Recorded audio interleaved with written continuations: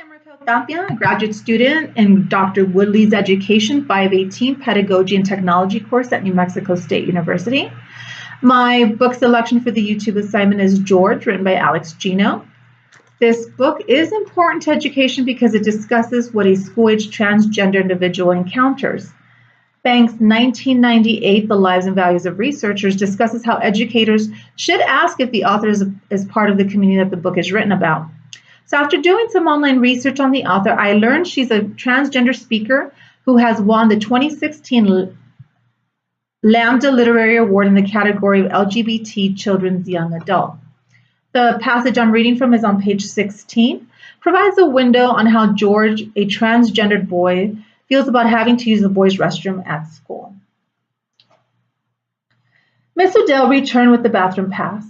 It was a worn wooden block from a kindergarten class and read boys in thick green permanent marker on one side.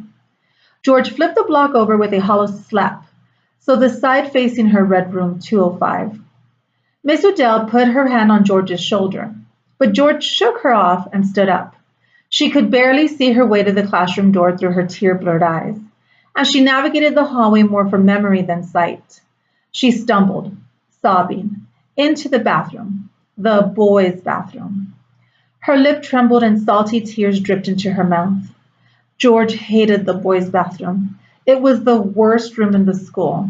She hated the smell of pee and bleach, and she hated the blue tiles on the wall to remind you where you were, as if the urinals didn't make it obvious enough.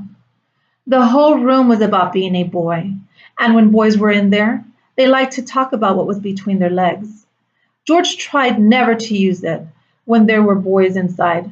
She never drank from the water fountains at school, even if she was thirsty. And some days she could make it through the school day without having to go once. I chose this passage because it shows how educators need to be aware of marginalized groups, and that we all need to be intentional with our actions, beliefs, and assumptions towards all students. Thank you.